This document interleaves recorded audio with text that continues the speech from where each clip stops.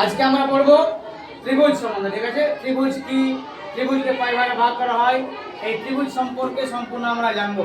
ঠিক আছে, তাহলে ত্রিভুজ প্রথমে জানবো আমরা ত্রিভুজ কাকে বলে। যদি আমরা ত্রিভুজ ভাষাটার মধ্যে দেখি তাহলে দুটো আলাদা আলাদা শব্দ আছে, একটা আছে ত্রি, একটা আছে ভুজ। ত্রি মানে কি তিন, আর ভুজ মানে বাহু। বাহুকে আমরা জ্যামিতির ভাষায় ভুজ বলে থাকি অনেক সময়। তাহলে ত্রিভুজ মানে কতটা বাহু? তিনটি বাহু। তাহলে ত্রিভুজ মানে বুঝে রাখতে হবে যে ত্রিভুজের মধ্যে কটা বাহু আছে? তিনটি বাহু। ঠিক আছে, তাহলে এবার তিনটি বাহু দ্বারাই কি ত্রিভুজ হয়? শুধুমাত্র তিনটে বাহু নিলেই? আমাদের তিনটি বাহুকে কি করতে হবে?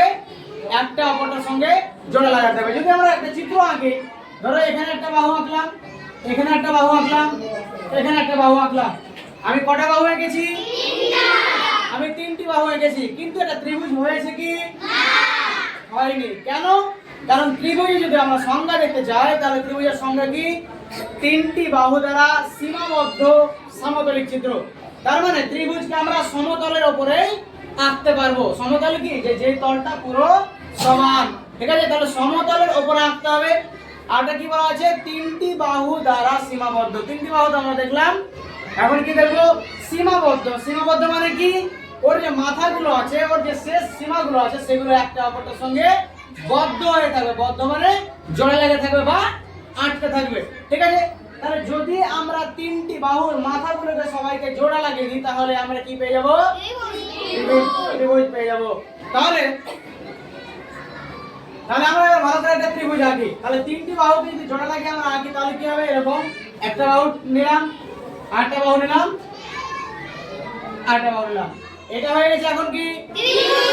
ত্রিভুজ। কারণ আমরা প্রথমে তিনটা বাহু নিয়েছি, একটা সমতলের উপরে এঁকেছি এবং এদের বাহুগুলোকে কি করেছি? বদ্ধ করে দিয়েছি, মানে একটা অপরটার সঙ্গে আটকে দিয়েছি মাথাগুলো। তাহলে এখানে সংজ্ঞাটা কি ত্রিভুজের?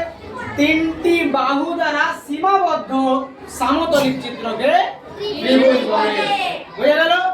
তাহলে ত্রিভুজ আমরা জানলাম যে ত্রিভুজের মধ্যে তিনটি বাহু থাকবে, একটা সমতলের উপরে আঁকা থাকবে এবং তাই সেই যে বাহুগুলো আমরা ব্যবহার করেছি সেই বাহুগুলো বদ্ধ হয়ে থাকবে, মানে একটা বাহু আর একটা বাহুর সঙ্গে লেগে থাকবে। ঠিক আছে।